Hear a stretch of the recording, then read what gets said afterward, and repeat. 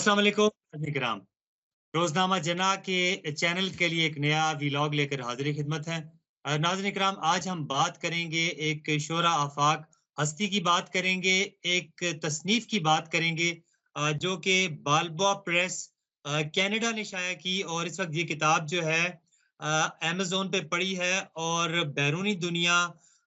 दीगर अदियान के लोग इस किताब को पढ़ रहे हैं। किताब का नाम है the miracles of Islam, the miracles of Quran इस किताब का नाम है और इसको लिखने वाले हैं अल्लामा यूसुफ जिब्रील, जिनकी किताब को उनके फर्जंद अर्जुमंद हैं, उन्होंने बाद अज़ मर्ग इस किताब को शाया किया। आज हमारे साथ मौजूद हैं उनके साहबजादे, उनके फर्जंद अल्लामा यूसुफ जिब्रील के फर्जंद जनाब शौकत आवान साहब हमारे साथ मौजूद हैं। आपको वेलकम करता हूँ जनाब, शुक्रिया।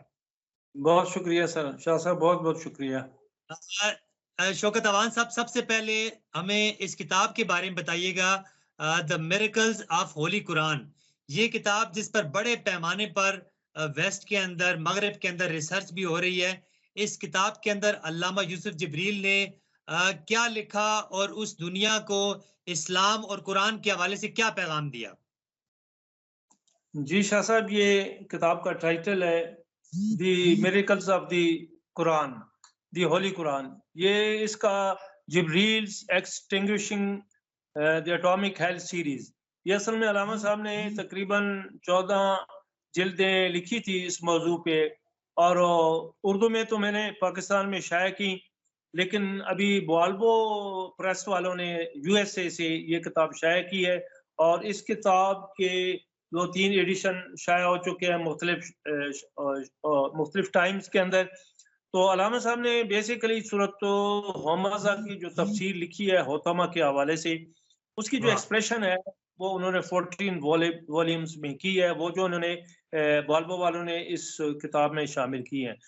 बेसिकली जो सूरह हुमज़तुल लुमज़ा की उन्होंने तफसीर लिखी है और 14 यानी कि 14 चैप्टर्स में इस एक सूरत की अल-कारिया तुम अल-कारिया की।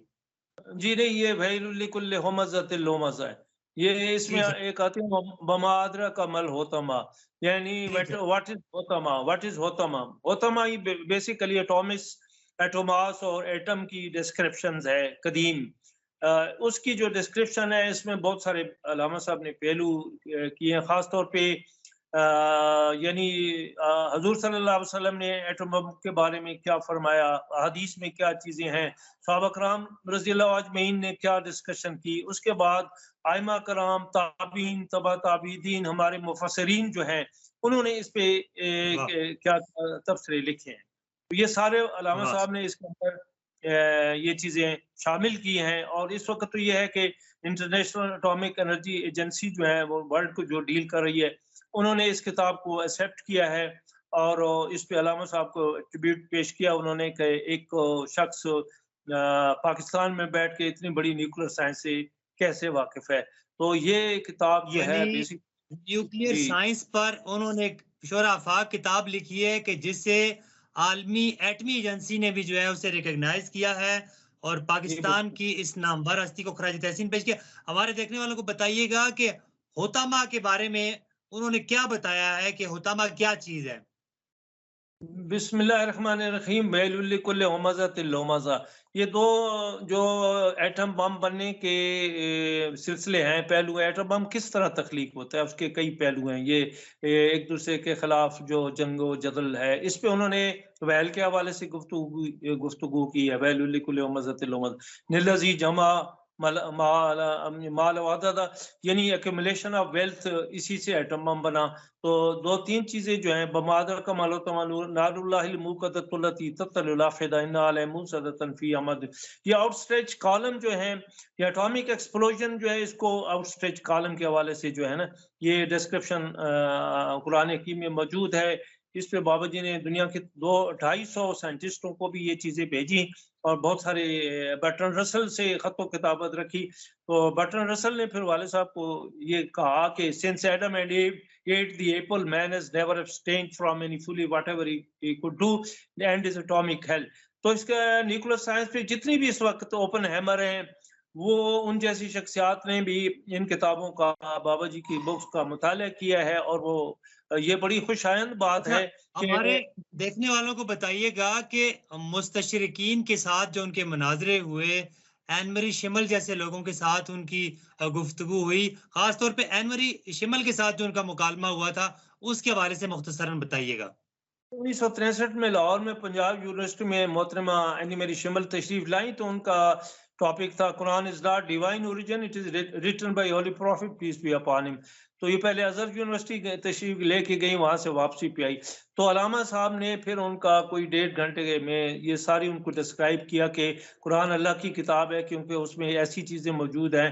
جو اللہ ہی جانتا ہے۔ تو اس میں سورۃ ہمزہ کا ریفرنس کے علاوہ اور بھی بہت ساری ریفرنس موجود تھے، جس پر اینی میر شمل نے اس طرف توجہ دی، اور اس کے بعد انہوں نے علامہ اقبال پہ اور اس سے زیادہ جو ہے نا ہماری جو شخصیات ہیں، روحانی شخصیات ہیں، ان پر سلطان بابو رحمۃ اللہ علیہ پر، ان چیزوں پر انہوں نے اور زیادہ مرتکز کیا، تصوف پہ بہت زیادہ، اور اسلام پہ انہوں نے اچھی ترجمانی کی۔ آپ یہ بتائیے گا کہ علامہ صاحب کے پاس یہ جو علوم تھے، یہ علوم انہوں نے کیسے کشف کیے؟ اتنا بڑا علم کہ جس پر اٹامک انرجی بھی اسے ریکگنائز کر رہی ہے، ورلڈ ریکگنائز کر رہی ہے، علامہ صاحب نے کہاں کہاں سے یہ چیزیں کشف کی؟ اصل بیسیکلی علامہ صاحب جو وہ تو 8 بلکہ 9ویں جماعت جو ہے نا وادی سون سکیسر، یہ ان کا گاؤں جو ہے کھبیکی گاؤں ہے، وہاں سے وہ بھاگ کے چلے گئے، وہاں آپریشن میں شریک ہوئے، یہ تقریباً 16 سال کی عمر میں، 15-16 سال کی عمر، وہاں سے یہ پھر بغداد شریف چلے گئے۔ تو بغداد شریف میں وہ ان جیسی شخصیات نے بھی ان کتابوں کا، بابا جی کی بکس کا مطالعہ کیا ہے، اور وہ یہ بڑی خوشائند بات اچھا، ہے کہ ہمارے دیکھنے والوں کو بتائیے گا کہ مستشرقین کے ساتھ جو ان کے مناظرے ہوئے، این مری شمل جیسے لوگوں کے ساتھ ان کی گفتگو ہوئی، خاص طور پہ این مری شمل کے ساتھ جو ان کا مکالمہ ہوا تھا، اس کے حوالے سے مختصراً بتائیے گا۔